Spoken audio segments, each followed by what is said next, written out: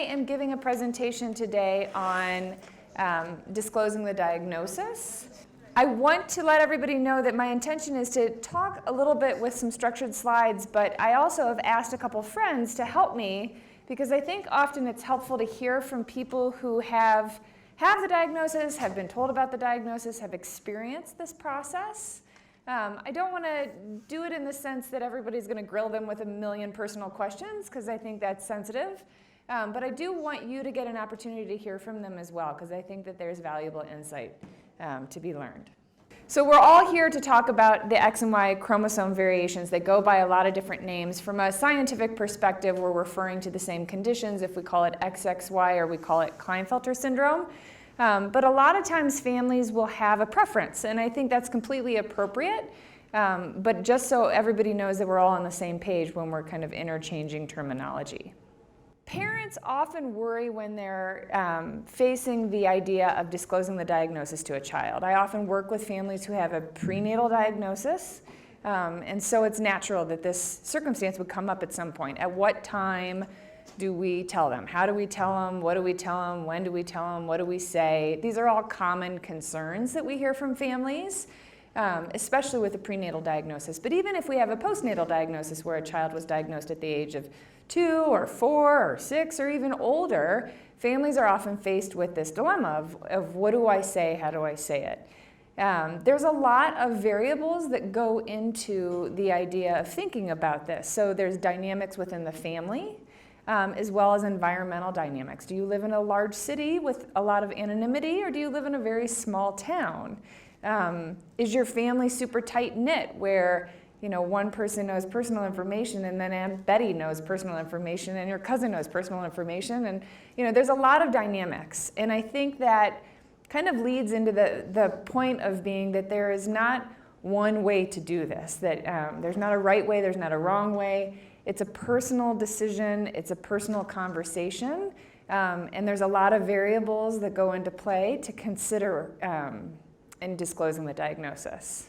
There's also the individual's perspective on their own circumstances. And a lot of families will ask me, well, do they really need to know? I've had families tell me, well, if I didn't get a prenatal diagnosis, I would have never known this, so I'm not going to tell him. And I am biased, right? I'm a clinician. I see kids who have lived the life with their diagnosis from a biased perspective of needing help and interventions because they come to our clinic. I've also seen kids who have a prenatal diagnosis and very minimal concerns. But I am definitely one that believes in letting people know their own medical information. And even if parents have found out first, I do feel that it's important for kids to know medical information. And I also am biased in the sense that I want kids to hear it from their parents, not from the nurse that walks into the room and just assumes that the individual knows and is very calloused in disclosing the information because they made some false assumptions. I also think it's important that professionals respect and support the patient's autonomy. So we do have patients that come to clinic and the parents have not told them yet. And while I'm biased in my own personal opinions, I also do respect the fact that if I'm working with a family and they say we haven't told them and we're not ready yet, then I want to have that conversation without the child with the parents because I want them to get a good understanding of things to consider, whether it's accidental disclosure that does happen, and how to be prepared and prevent that, to just considerations of, he may be 7 now and have a diagnosis of XXY, but he's going to need to see the endocrinologist, and the endocrinologist is going to want to give him medications. And so we need to have conversations about disclosure. I think it's important that the patients have autonomy in being able to be their self-advocate. We've worked with a lot of patients that have experienced through their diagnosis on advocating for themselves. And everybody's journey is a little unique in this regard. There's not a right way or a wrong way, but I do think that that needs to be respected. And then transitioning into adulthood with the diagnosis, as well as addressing ongoing medical and psychological needs. So common concerns that I hear from parents are the impact it might have on the child's emotional health and fear that the knowledge may have a negative impact. I hear families say, well, I'm really concerned that they're going to see themselves differently, or it's going to affect their self-esteem. If I tell him, he will know he's different. If I tell her, she will think there's something wrong with her. If I tell her, she'll have an excuse not to try hard. He's already struggling. I don't want to give him more of an excuse to give up. These are really common concerns that I hear. And I will tell you that often in working with families, the kids often have insight even not knowing the diagnosis, that they know they're different, that they know they don't relate to their peers all the time, in the same way as others, and they already have kind of this insight about themselves even when they don't know the diagnosis. Families often have common concerns about privacy, that the child might be discriminated against, or there may be a stigma. We're all very fearful of the internet and the misinformation on the internet for good reason. And so I think, the last thing we want is for someone to Google XXX and get all the, misnomers about the information, or XYY often has a lot more misnomers too. So I think that privacy is a common concern as well. If I tell her she's going to tell everyone she knows in school, if I tell him, he may tell other people. And so I think privacy is a very common concern. So potential benefits in disclosing the information. I think parents have an opportunity to help the children adjust to the information, that it's an ongoing conversation. It's not typically a one-time event.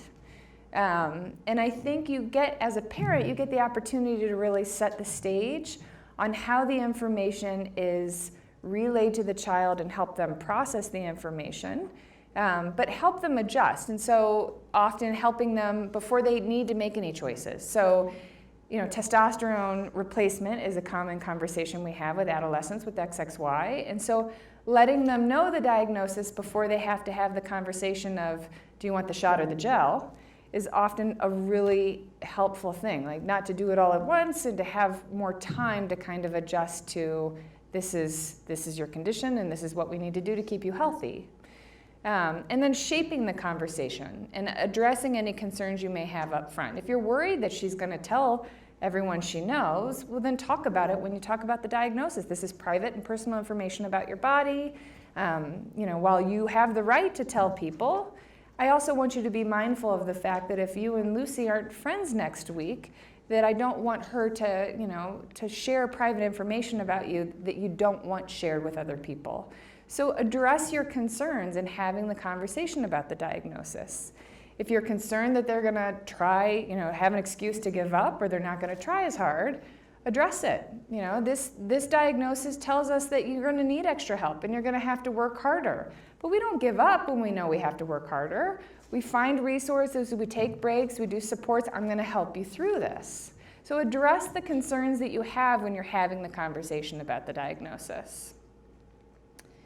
I think it also gives families an opportunity to enhance the communication and trust within the family. I think when adolescents learn about the diagnosis that their parents have had since birth, that they can often feel like, why didn't you tell me sooner? And so I think it's often a conversation that you can have with a child to reinforce that. Well, this is information about you, and we learned it, and we're going to help you in the best way we can. But you don't want them to ever feel like you kept information or that it was a secret in the family. And kids pick up on that. And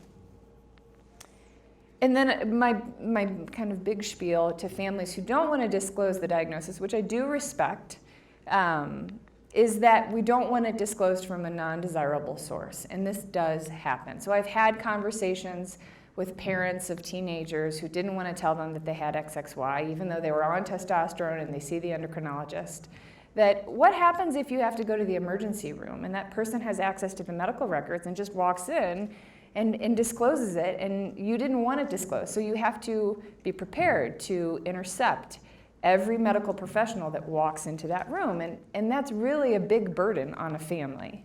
But we, again, don't want the kids to hear it in a way that makes them feel like secrets were kept, or they had been not lied to, but just not full disclosure. We want it to reinforce trust within the family, not diminish that.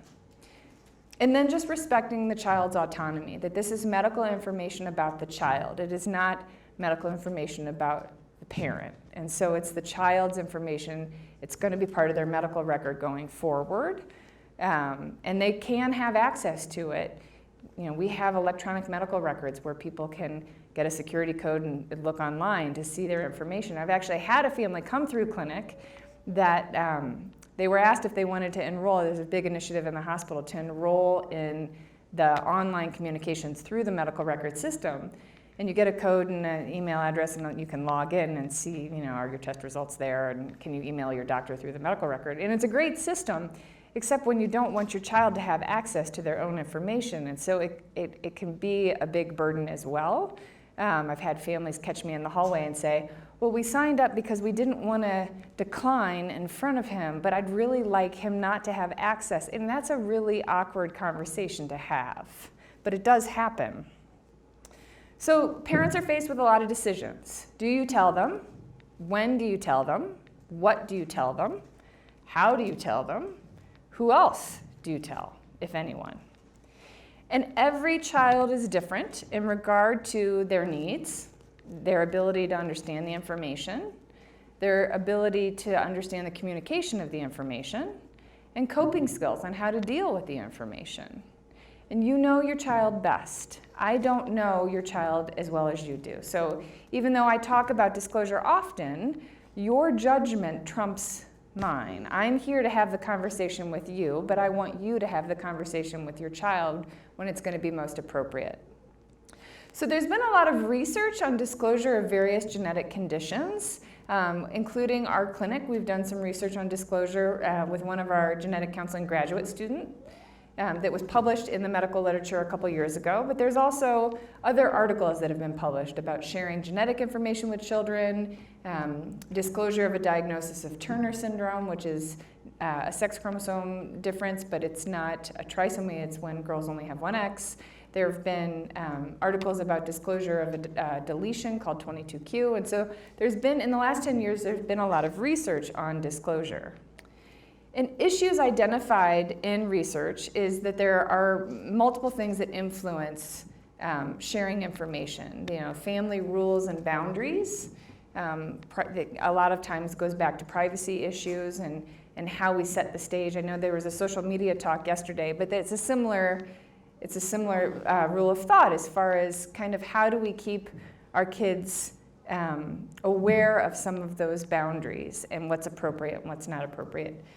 There's influencers about history and culture in our own family, in our own community, in our own ethnicity and religion, personal beliefs and attitudes and values. I had a patient who came in who is Muslim, and they're from North Africa, and they got the diagnosis when he was 15 years old. He had a clot in his leg. And they treated that and then determined that he had small testicles and did the workup and identified him as having XXY. And the dad was devastated by this diagnosis in a way that was very specific to his own cultures and beliefs. One of the things that he really struggled with was their family practices arranged marriage. And this was going to be a huge hurdle for their family. To this day, he has not disclosed it to his son. We have the conversation every time I talk to him on the phone. And I will also say that as a clinician, I am also very sensitive to when we have patients coming through clinic, I ask them. I mean, when I'm the first one to meet with the family who's in from out of town, I say to the child, so tell me why you're here. You came all the way to Colorado, you're seeing doctors, but you're not sick. Tell me why you're here. What did your parents tell you about why you were coming? And that conversation alone gives a lot of information. But it also opens the door to making sure that we're sensitive as clinicians to respect the boundaries of families' choices. But not all clinicians are going to be as sensitive as we are. There's influencers about sharing information based on the child's level of cognitive abilities and development, and social and psychosocial maturity. And so you may have 3 7-year-olds all with the same diagnosis sitting in front of you, but their ability to understand and process the information might be very different. And again, so you know your parents better than, or you know your children as parents, you know your children better than anyone else. And then just being able to assess whether or not your child is ready to process the information or even has a level of interest. I will tell you that in my experience, when we talk to families about disclosure, the parents are way more worried about telling a 9-year-old or a 10-year-old the diagnosis, because the feedback that I get is, well, we talked to him a little bit and we told him about it in the way that they wanted to.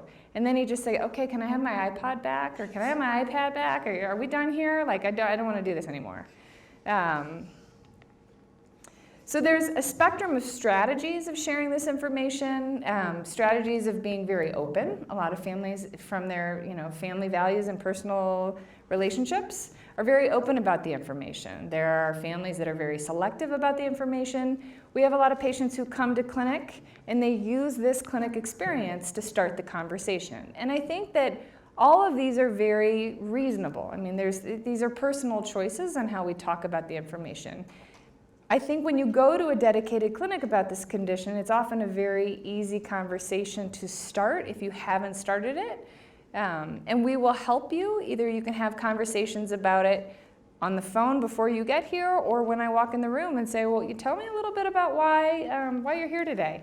We had a patient who came not too long ago, adorable little boy, and he was being seen at the age of 8, and he did not know much about the diagnosis. I had walked in, and his mom said, well, I told him a little bit, but we'd really like to spend some time talking about it with you today.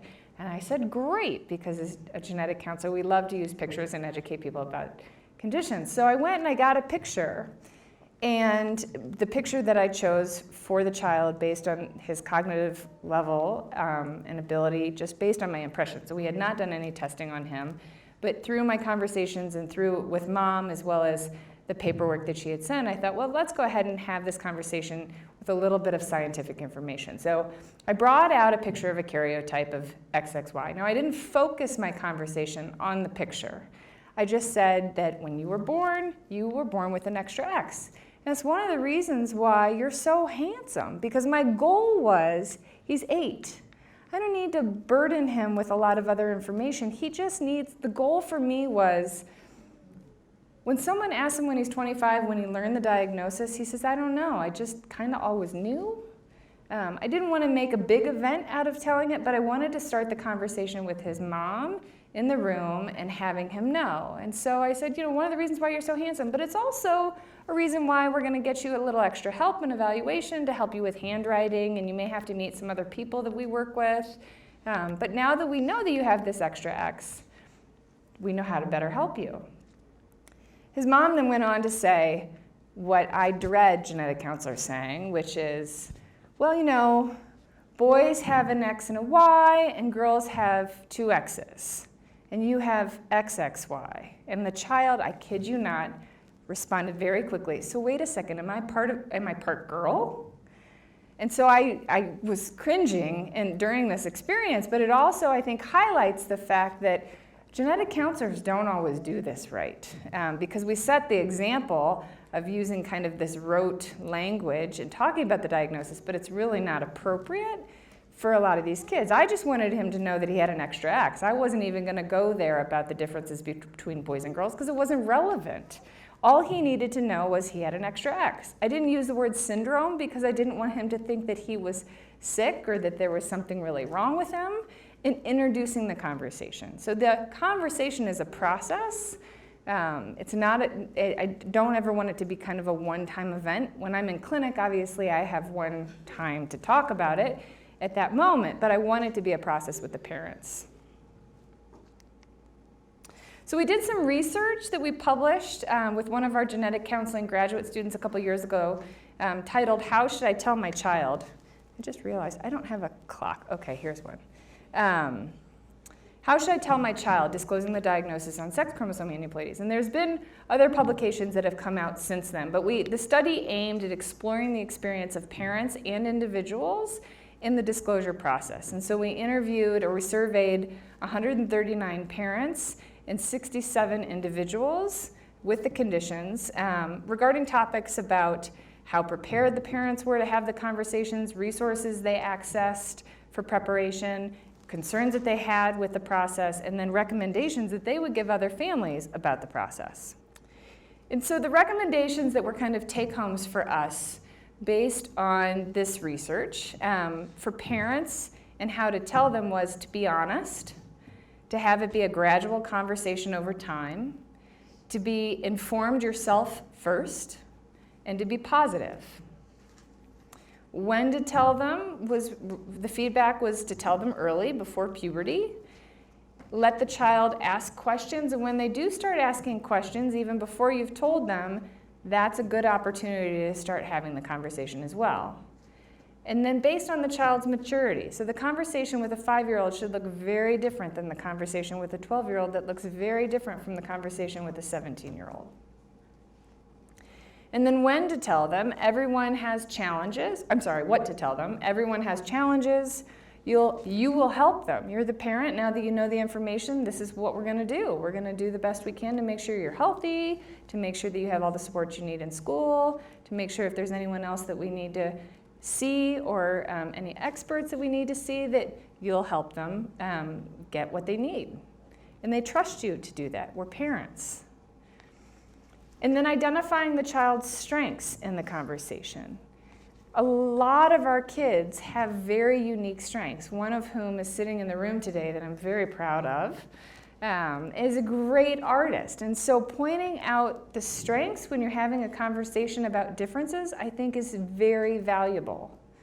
And then addressing any kind of privacy issues or privacy concerns you have about the diagnosis. Individuals gave similar feedback, how to tell them and being honest and gradual over time, being supportive and open, not lying, omitting, or misleading on information. Now again, you have to take that into context, that the conversation has to be developmentally appropriate based on the child's ability to understand the information and maturity. And then when to tell them, again, early, before puberty, when they start asking questions, and then when hormone replacement therapy may be needed in our boys that have an extra X. What to tell them? That it's not a disability, it's not a disease, it's not weird. Normalizing it with frequency, I think, often helps as far as, 1 in 1,000 girls have trisomy X, and we know this. 1 in 600 boys have this condition. And just a lot of guys never find out because they don't wear their diagnosis, they don't look any different. Including information about the treatments and hormone replacement therapy, encouraging the individual to ask a lot of questions and talk about their feelings if they can. Granted, verbal is not always their strength, so talking is not always their strength either. And then just acknowledging that there's a lot of advancements and future possibilities that are going to come up. So when to tell them, there's no perfect time. In both the surveys, again, early before puberty, when the child starts asking questions, based on the child's ability to understand the information as well as their maturity to handle and cope with the information. Possible times to consider sharing the information include at the time of diagnosis, especially for our older kids.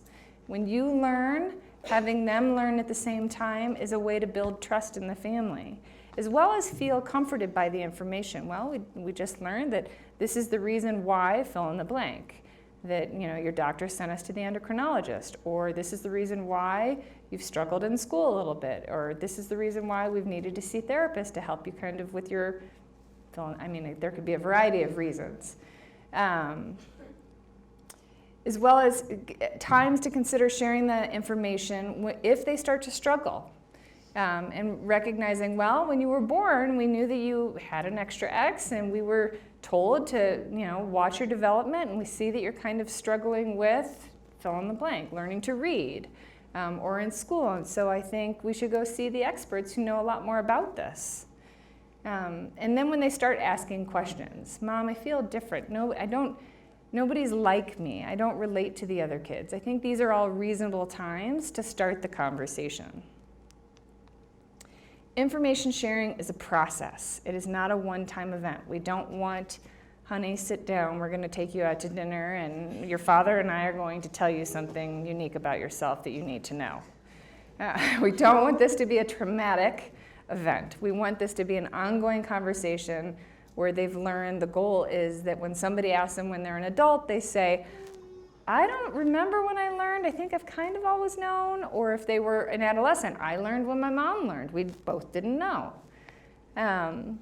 Opportunities to continue sharing information can be peppered through time. So appointments with the doctor. Well, we need to go see the doctor just to see if there's anything else given your extra X that we need to address. At IEP meetings, well, I need to go talk to your school to make sure that you're getting all the supports that you need. We know that you need supports because you've struggled in the past, and your extra X often means that we'll need supports. Meeting other kids with the condition, that normalizing this for children because they are common conditions, that we want them to have an opportunity to continue learning information. And then talking about it when it's on their mind. If they bring it up and they open the door, again, it doesn't have to be an event in time, but just addressing their concerns. What to tell them, ways to prepare. So becoming informed, you can get information about the diagnosis through healthcare professionals, through genetic counselors. While they may not know it in their head, they're very able to do research on your behalf, as well as give you information. I do a lot of talks and education to genetic counselors. We have handouts about disclosure process and kind of things to consider, so a lot of information about our research in this talk. Attending support groups and talking to other families and getting information.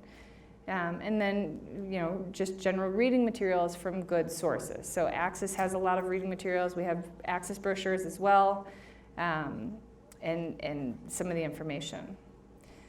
Being thoughtful and consistent in terminology because we don't want to confuse children. And so I tend to shy away from using the word syndrome unless that's what the family has preferred.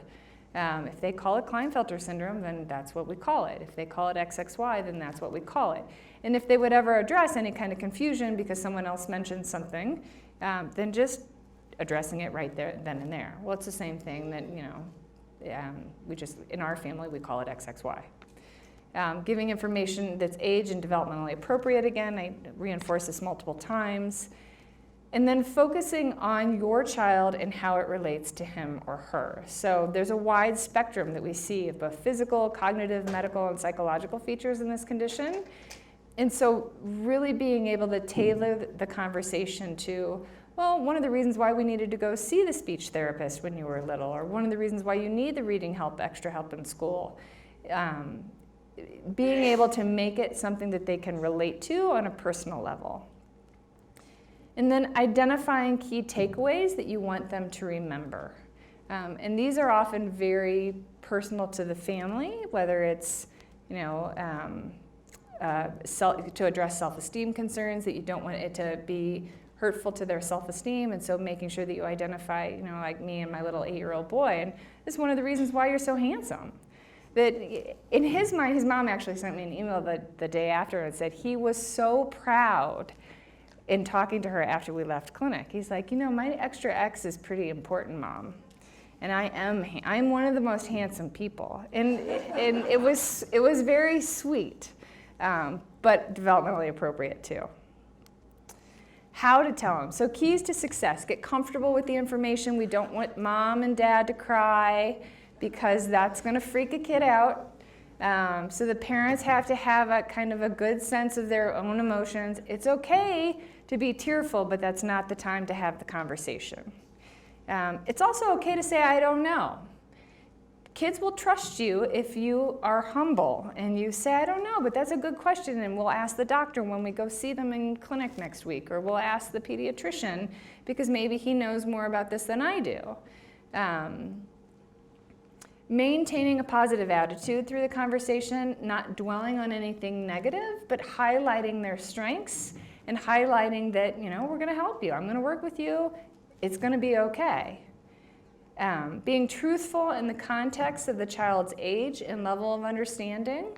So we don't always have conversations about very detailed information when we're talking to a much younger child, but we also wanna be honest in how we are communicating.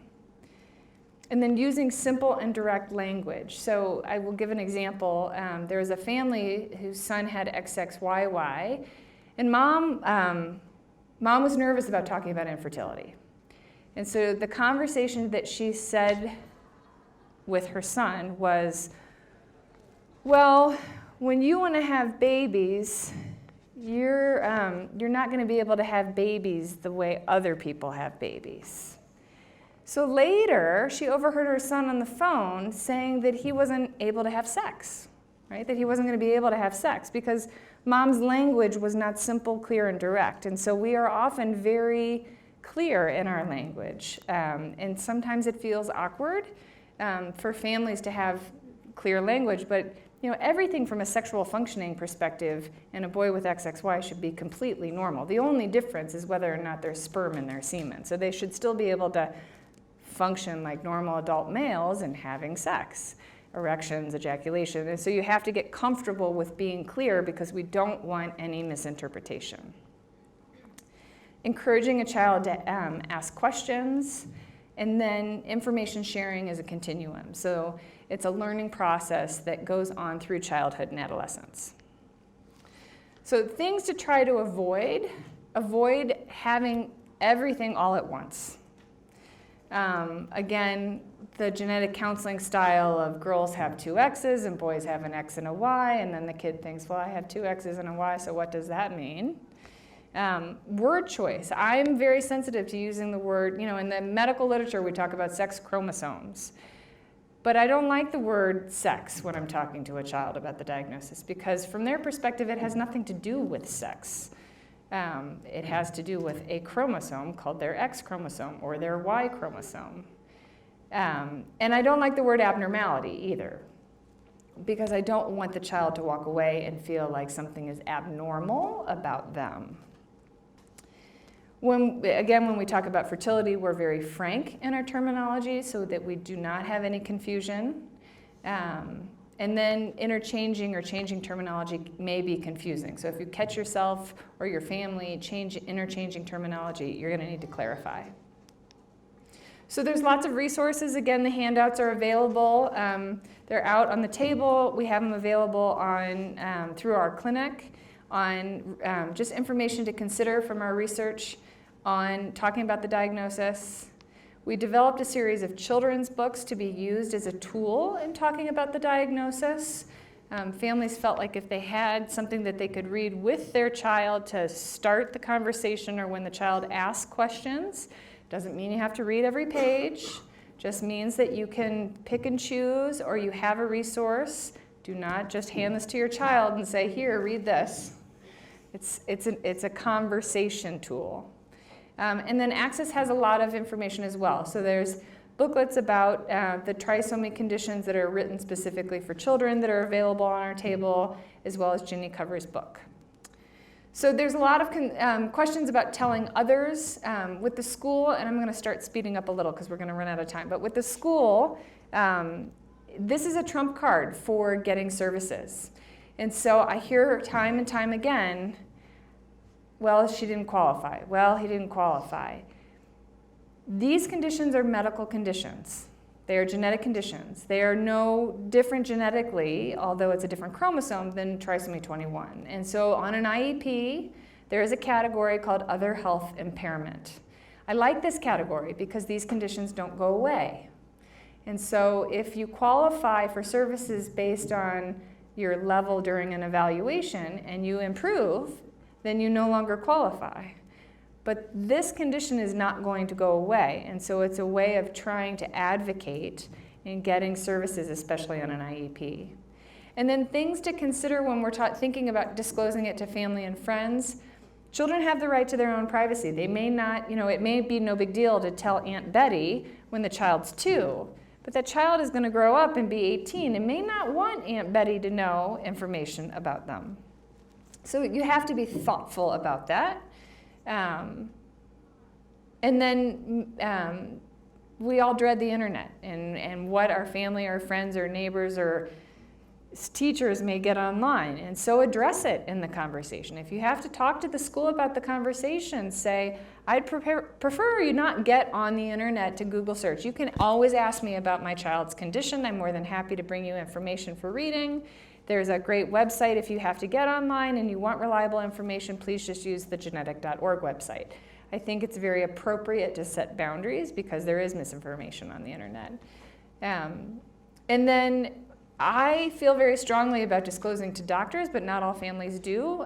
We had an encounter where a family lived in a very small town, didn't want their pediatrician to know because of the size of the town that they lived. I think it's really important that doctors know in order to be able to provide accurate information. And then considering community and cultural considerations. So I'm going to buzz through my examples in order to have an opportunity, to introduce you to two of my friends, if you guys don't mind. So I'm going to have you guys come up here if you're okay, and we'll get a handheld microphone. So these are my friends, Kyler. Hello.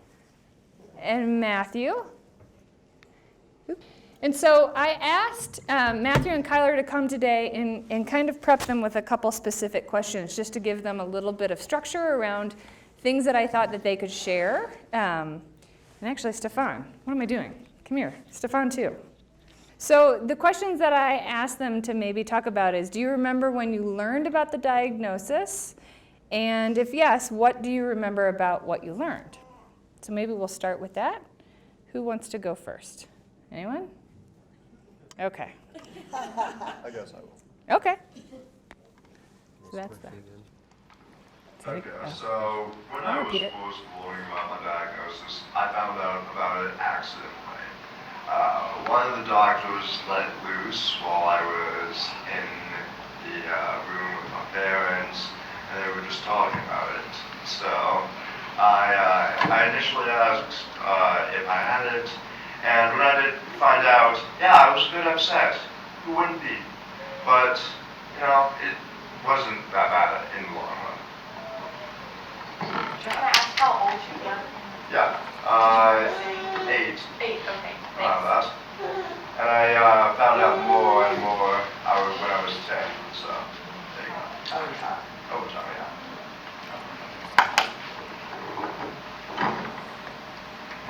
One of the, everybody hear me? Yeah.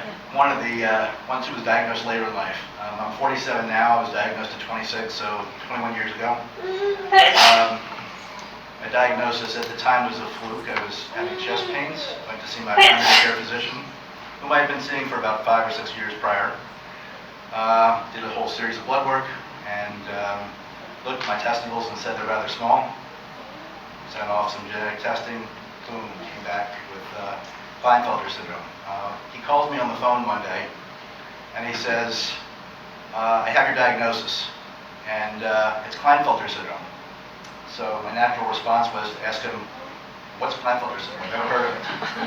And his response was, well, I don't know either. You're my first diagnosis in over 20 years of practice. So he says, I want to schedule an appointment for you to come in 10 days, and we'll go over things and talk about things and go from there. And I said, well, do you have any information at all that you can give me over the phone just to get me through for 10 days? And his response was, yes, you're infertile, you can't have children, click. And that was just the absolute worst way of leaving it. At that time I was engaged, and that didn't go over well with my fiancée, and subsequently ended our relationship about 2 years later. So I had to wait 10 days, and in 1996 the status of what was on the internet and available was next to nothing. There was one website, and there was an adult that I found with the condition about 45 minutes away. We spent some time on the phone over the next 10 days. I will reiterate that I grew up in Baltimore, Maryland, home of Johns Hopkins, and for me it took 26 years to diagnose me, which is, it should never have taken that long, but then again, I grew up in the 70s, and there was even less information out there then.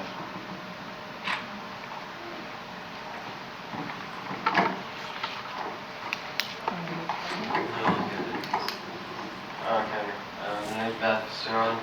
I was in the last talk with Dr. Davis, but I heard about my diagnosis when I was 15, 2015. For the past years, I have a lot of allergies, so I'm allergic to basically everything outside. Some things like happiness, such as pizza and cake, I'm allergic to. Yep, there you go. I've worked with that for 7 years now, so it's kind of, well, 7 or 8, I'd say. But, so it's kind of, I don't remember what they taste like, so it's kind of sad to eat inside. But, let's see, when I heard about the diagnosis, I kind of felt relieved in a way, which is different from these two, just because of all the stuff that I've been through.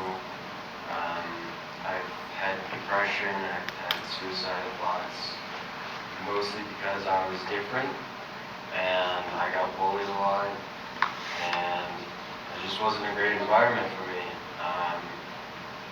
Bounced around with different schools. Teachers weren't that really nice to me or my mom.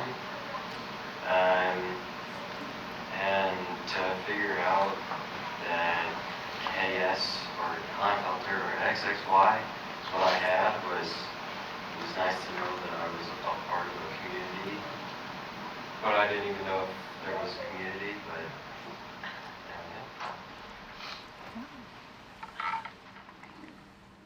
Thank you, guys. I'm going to continue asking questions until we run out of time.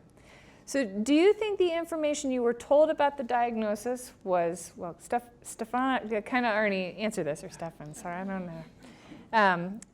Do you think the information you were told about the diagnosis was adequate and accurate? Now, you all learned at different ages. Stefan told us that he pretty much got no information when he learned about the diagnosis. David received no information from my doctor when I went in to see him 10 days later. He had not done any research. He had not gone out and found. Sorry.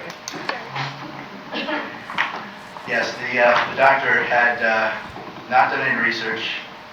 He had not gone to the experts at Johns Hopkins. He had not done anything between the time I gave me the diagnosis and my appointment. His only response was, you need a testosterone injection once a month.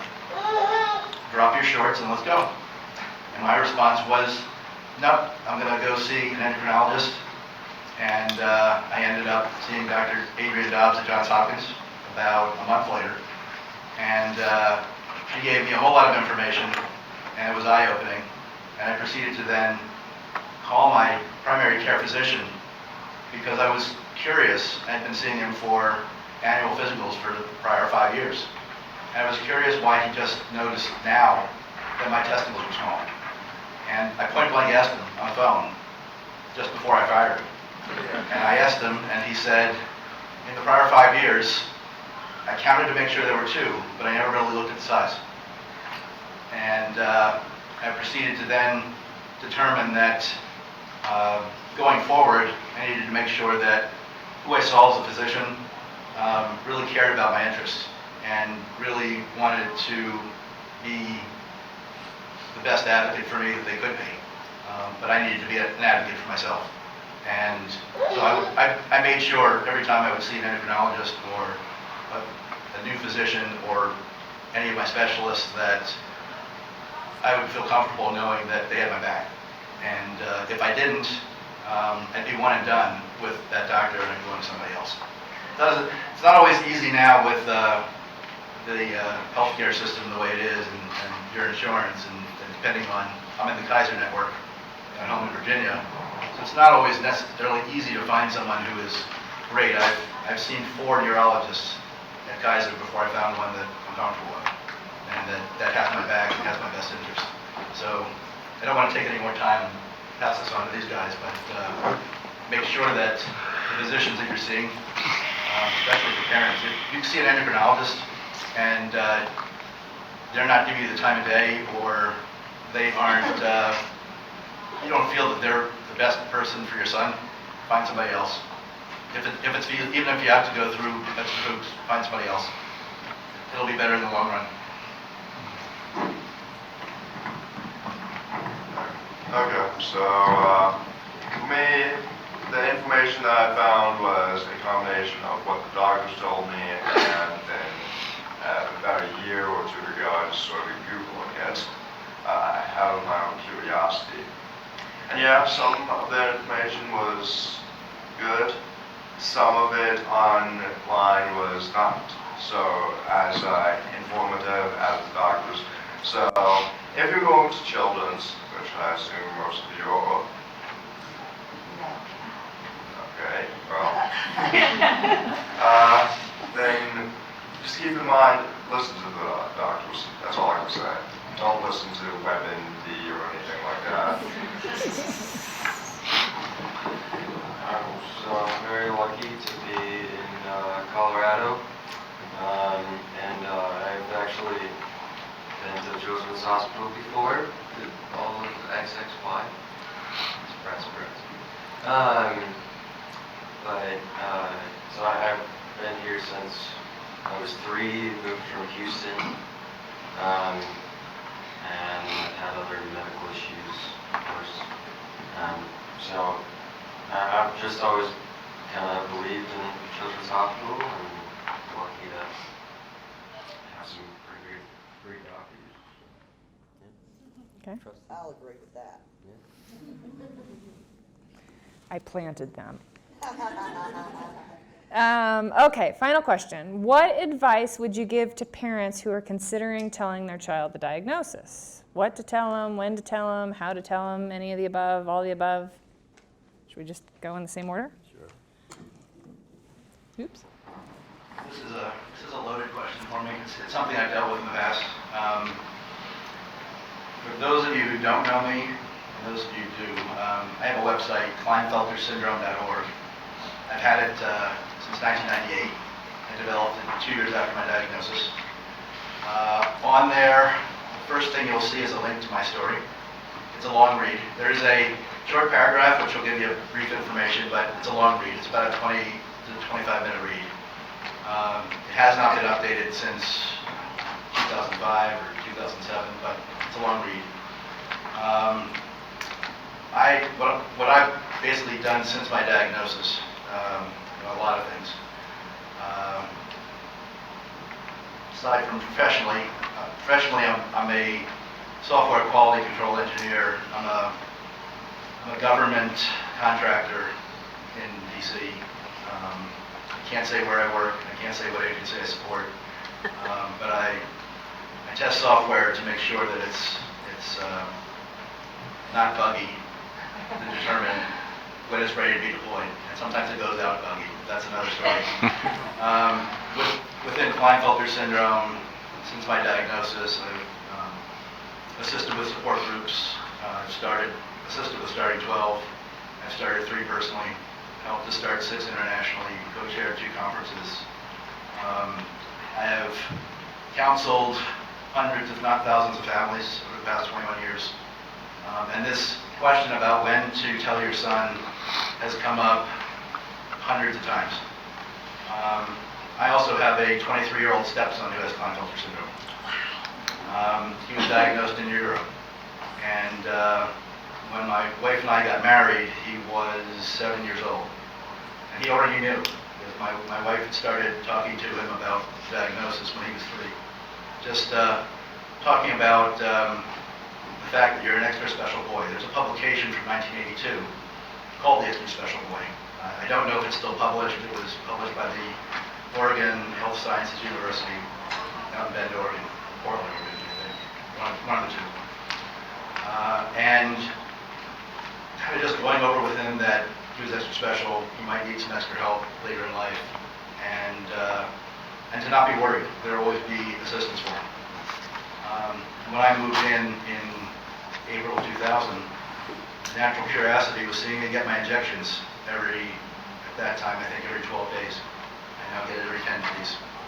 And so it was a natural curiosity watching me get my needles ready and getting serum ready and injecting in my thigh.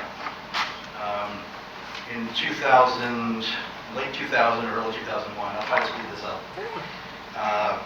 I had gotten a hold of a program on PBS called Health Watch, and they did weekly stories on different conditions, and they wanted to feature Klinefelter syndrome.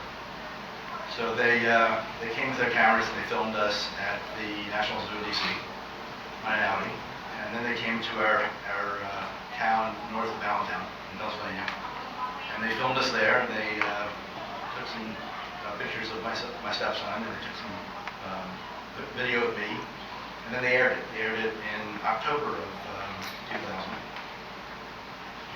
October of 2000, and then again in their Christmas special show. And that was highlighting the condition itself and somebody who was successful in dealing with everything that went along with having this condition. So that was one thing that kind of helped my stepson out to realize, oh, this is no big deal. I can handle this. I've got somebody here who is living with it as well. But getting back to telling your son and when, my best advice is, as Susan mentioned, you know your child the best, and you know what he can handle at what age. Don't wait. Start early and keep going. When he can handle something else, tell him. The infertility issue, that's a late teens, early 20s discussion. Because one of my son's questions was, so does that mean I can go out and have sex and I don't need to use a condom? Well, no, because there's lots of diseases around and you really don't want to come back home with something unexpected. So I would certainly wait for that until a little later in life. But don't be afraid. And if there are any concerns, you can find me through my website. I'm happy to assist with any information you need, or if your son is in his teens, I'm happy to talk to him if he wants to read my story, if he wants to correspond by email. Repeat that again, your address. KS&A.org, all one word. If you Google it, you'll find it. There's the top results. Google is a little unhappy with me right now. It's not optimized for mobile devices, but I don't have, right now, I'm out of the house from 8 to 8. At work, dropping my dog off at daycare, going to work, picking my dog up from daycare and making dinner. So I don't have a lot of time these days to do a full site re-optimization. And I'm probably going to end up hiring a friend from college who is a graphic design major and just have him do a redesign. It's been 19 years since I developed the site, and it's time for redesign. Can you leave the microphone to Kyler? Yeah, I'm sorry. I'm That's sorry. right. I'm We're sorry it running took a so little much over, time. but I want you all, if you want to stay, to just listen. So the only advice I can give for no. Question number 3. I'm sorry. That's all right. What advice would you give to parents who are considering disclosing the Okay, diagnosis? so as I'm going to tell them, I'd say either 10 to 13s go to the how to tell them that is no story, because don't do it by accident, because you will kind of make your child upset. I'm not gonna lie, I was upset when that happened, and it was not a very stable experience for me. Go slowly, go gradually, and everything will be fine.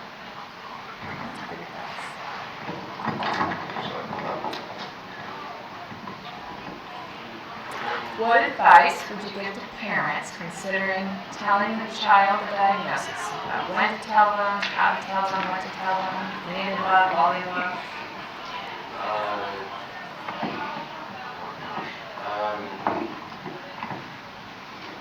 You guys have already said it. So, it's age, and then what your child can handle. Did you and your mom find out at the same time? Yeah. Yes, we did. Okay. And did you have a conversation together with the doctor about the diagnosis? Or was it? Yes, it was with Dr. Angela. We actually talked about it before. Mom talked about it with the doctor before? No, yeah. Really got his 15th physical, and I was getting worried because they were doing the private part of the checkup. We had been in the pediatrician's office for over an hour.